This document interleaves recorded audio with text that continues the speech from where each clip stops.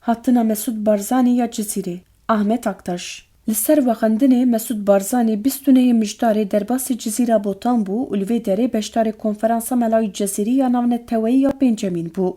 Ev konferans ji aliyê Parêzgeriya Şirnexê, Zanîngeha Şirnexê û Qeymeqamiya Cizîrê ve hatibû amadekirin û van saziyan bi fermî Mesûd Barzanî vexwendibû.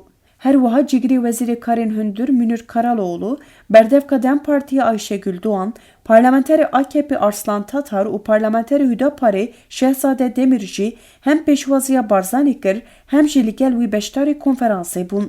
Hem hatina wî ya vê herêmê û vî bajarî, hem şêwaza hatin û pêşwaziya wê gelek ket rojevê û gelek guftogûyên erênî û neyînî li ser hatin kirin. Ji aliyê Kurdan ve hatin û gera wî ya vê herêmê bi tevayî hatina wî ya Kurdistanê bi piranî erênî hat dîtin û pêşwazî kirin.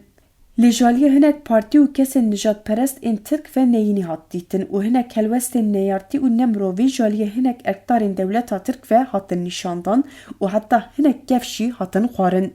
Van aliyên dijber ger û hatina wî şibandin koma aştiyê ya 34 kesan ku sala 2009 ji deriyê xebûrê derbasî bakur bûbû, gotinên tund ên dijminane bikar anîn. Ev jî tê wê wa tê ku ev kes û alî çawa ku dijberên pêvajoya yekê bûn, dijberê vê pêvajoya dudiyanin jî. Her wiha Mesûd Barzanî di axaftina xwe ya sempozyuma Melayê Cizîrî de peyamek erînî ji bo pêşvebirina vê pêvajoyê nîşanda û spasiyên xwe ji bo gavên wê yên erînî û hêja ji rêber AKPê pêşkeş kirin. Wî got, ez li vira aşkere radigihînim ku em jî bi hemû hêza xwe destekê didin vê pêvajoyê û çi ji me bê xwestin û ji destê me çi were em amade ne ji bo pêvajoyê pêkbînin. Li beramberî vê helwesta erînî hinek erkdarên dewletê weke Mijdarê Ewlekariya Cizîrê şaredarî nekiriye hevpara vê konferansê û nehîşt ku ev şaredarên Cizîrê derbasî salona konferansa otelê jî bibin û di ser de jî gef li wan xwarin. Parlamenterên Dem Partiyê yên vî bajarî roja dudiyan di dawiyê de hatin vexwendin. Em bînin bîra xwe rêber apo demek berî nameyek ji Mesûd Barzanî re şandibû da ku ew çalaktir be ji bo Yekîtiya Neteweyî û piştgiriya pêvajoya çareseriyê. Di van rojên dawî de tevgereke berbiçav heye ji bo Yekrêziya Kurdî, li aliyekî şandeyên Dem Partiyê li gel hêzên Başûr û Rojava civiyan, li aliyekî germbûna têkiliyên navbera Rojava û Başûr û her wiha çûna dihoka Başûr a Mazlûm Ebdî û İlham Ehmed ji bo beşdariya li foruma aştî û ewleyê ya rojhilata navîn a şeşemîn. Li aliyê din hilbijartin li Iraqê pêk hat û her çend ne li gor dilê wan be jî dêya wê revberiyekî jiya berê xurttir ava bike da ku dikaribin bi wan re baştir bixebitin. Dêya yê sisiyê vê kanûnê li Hewlêrê bi resepsiyoneke balkêş konsolxaneya xwe vekir ku ew li cîhanê ya herî mezin e.